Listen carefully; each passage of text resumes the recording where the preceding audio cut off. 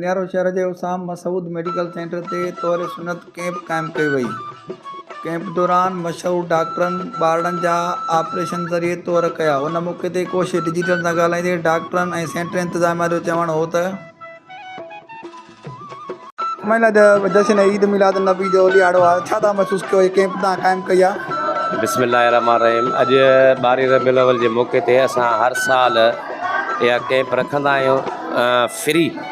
उन्हनि खे मेडिसन वग़ैरह बि असां पाण ॾींदा आहियूं ऐं तक़रीबन 150 खां 200 सुनत तौर कंदा आहियूं ऐं असांखे तमामु घणी ख़ुशी थींदी आहे। ऐं हिन भरारे महीने जे मौके ते ऐं जेका सो कैंप क़ाइमु कंदा आहियूं, हीअ असांजी चौथी 5 कैंप आहे जेका स्टार्ट कई आहे ऐं हर साल कंदा आहियूं। हाँ, बिल्कुलु ग़रीबनि खे ख़ुशियुनि में ख़ुशियूं था ॾियूं ऐं असां बि ॾाढा ख़ुशि आहियूं। ग़रीब ख़ुशि आहिनि त असां बि ख़ुशि आहियूं ऐं इनशाला ग़रीबनि जी ख़िदमत कंदा रहंदासीं।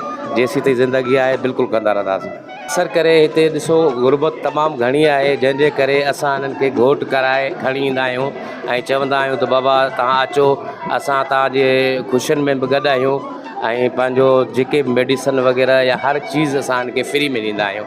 कंहिं बि क़िस्म जो रुपयो बि हिननि खां ख़र्चु न कराईंदा आहियूं। केतिरा घोट हिते ईंदा आहिनि? तक़रीबन 200 खां टपंदा आहिनि या 200 घोट अची वेंदा आहिनि हर साल।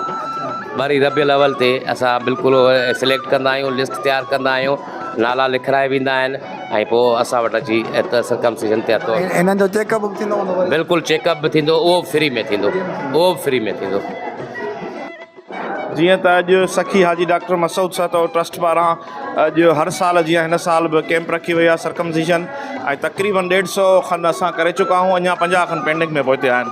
ऐं अॼु हिन भलारे ॾींहं ते असां ही शहरवासियुनि जे लाइ हमेशह जीअं ही डॉक्टर मसूद साते जो ख़ानदान हमेशह कंडियारे जे अवाम जे लाइ का न का अहिड़ी सोच रखंदो आहे त का सहूलियत हुजे जीअं ग़रीब अवाम खे फ़ाइदो पए। ऐं उन सिलसिले में हर साल जीअं हिन साल बि हीअ फ्री तौर जी कैंप ऐं विथ मेडिसन जेका घर जी दवा आहे उहा बि असां फ्री हिननि खे मुहैया कई आहे ऐं उहा हिननि खे ॾियूं था। जेको आहे घोट ईंदा आहिनि हिते? तक़रीबन असां वटि 150 हींअर करे चुका आहियूं, अञा 50 असां वटि पेंडिंग आहिनि, 200 खनि असां वटि थी वेंदा।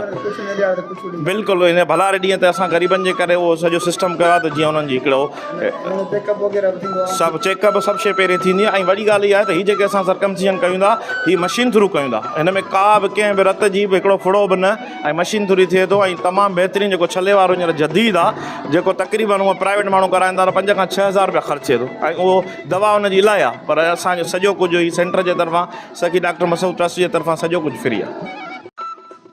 कैंप ते आयल ॿारनि जे वालिदेन जो चवणु हो त अॼु 12 रबीउल अव्वल ख़ुशियुनि जो ॾियारो आहे। सेंटर इंतज़ामिया खेनि ख़ुशियूं ॾिनियूं आहिनि।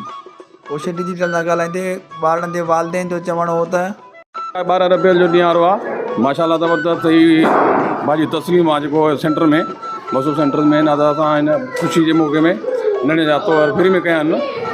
अलाह ख़ुशि करे हिननि खे ॾाढो ख़ुशी थी महसूस आहे। वॾी तमामु नंढिड़ो आहे मुंहिंजो हा घोट थियो ई आहे? हाँ घोट थियो ई? नालो छा? ख़ुशी थिए थी? हाँ छा नालो आहे? कपिड़ा हिकु ठहाराइणा अथई? अबू अबू आहे? केतिरी ख़ुशी आहे? ॾाढी ॾाढी ख़ुशी आहे। सेंटर इंतज़ामिया जो चवणु हो त हर साल हिन सेंटर ते हिन क़िस्म जी कैंप लॻाई वेंदी आहे जंहिंमें 200 खां वधीक मासूम ॿारनि जा मुफ़्त तौर करे खेनि दवाऊं फ़राहम कयूं वेंदियूं आहिनि। कैमरामैन ज़ुबैर आबासी सां गॾु इल्ताफ़ सोलंकी, कोशिश डिजिटल, कंडियारो।